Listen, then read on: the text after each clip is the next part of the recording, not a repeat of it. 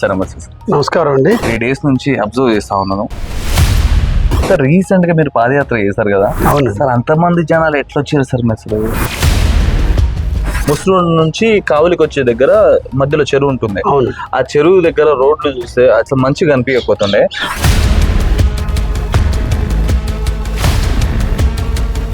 ముస్నోడ్ to కావలికి వచ్చే road కూడా 4-way చేయబోతా ఉన్నారంట కదా?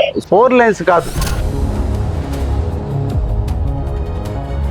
అంటే వాళ్ళు చెప్పింది ఆ 9 చేస్తామన్నారు, అంటే ఇక రోడ్లు వేస్తామని చెప్పాల.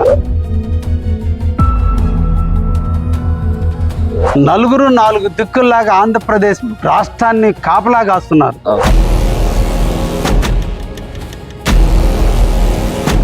స్కూల్స్ మీద కూడా వాళ్ళ పార్టీకి కలర్, ప్రభుత్వ కార్యాలయాల మీద కూడా వాళ్ళ పార్టీకి కలర్.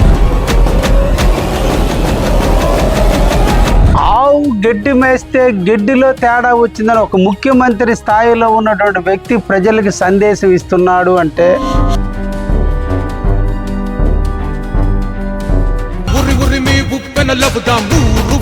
యుద్ధంగా నరకాసుర అంతం చూడగ సైన్యమవుతాం సిద్ధంగా.